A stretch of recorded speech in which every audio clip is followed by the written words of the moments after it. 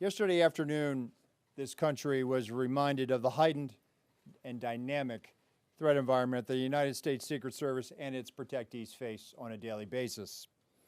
Immediately following the assassination attempt of former President Donald J. Trump on July 13th, the Secret Service moved to increase assets to an already enhanced security posture for the former president. In the days that followed, President Biden made it clear that he wanted the highest levels of protection for former President Trump and for Vice President Harris. The Secret Service moved to sustain increases in assets and the level of protection sought. And those things were in place yesterday. At approximately 1:30 p.m., former President Trump was playing golf during an off-the-record movement to the Trump International Golf Course. A Secret Service advance agent supporting the front edge of the agency's layered approach to protection encountered an individual attempting to secrete himself in the wood line. This happened, the alleged gunman was on the public side of the fence near the 6th green. A layered approach of security is integral to the Secret Service's protective methodologies, and it's also the key to our success. As former President Trump was moving through the 5th fairway across the course and out of sight of the 6th green, the agent, who was visually sweeping the area of the 6th green, saw the subject armed with what he perceived to be a rifle and immediately discharged his firearm.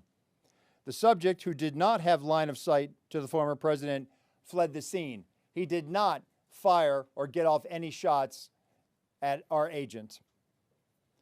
With reports of gunfire, the former president's close protection detail immediately evacuated the president to a safe location. The protective methodologies of the Secret Service were effective yesterday. The former president's protective apparatus allowed for the early identification of the threat and led to a safe evacuation. The increased assets directed by President Biden were in place yesterday. These included the counter-sniper team elements, counter-surveillance agents on the exterior, counter-assault teams partnered with local tactical assets from the Palm Beach County Sheriff's Office, and counter-unmanned aerial system elements.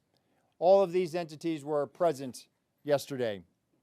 And while all of these assets were in place, as I've said publicly, we must satisfy the basic requirements of the Secret Service's protective methodologies. In partnership with local law enforcement, we did just that. And the agents' hypervigilance and the detailed swift action was textbook.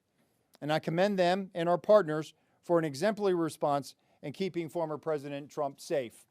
And I will tell you, having served in local law enforcement in Palm Beach County, I can state that I am tremendously impressed and appreciative for all of the efforts of the Palm Beach County Sheriff's Office and Sheriff Schneider with the Martin County Sheriff's Office.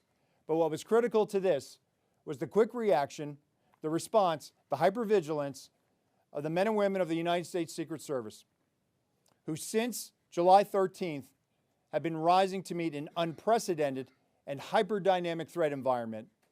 And they are rising to this moment, and I could not be more proud of them and the way they have executed, not only yesterday, but what they're doing today and what they are doing tomorrow and what they will always do, because it is their duty.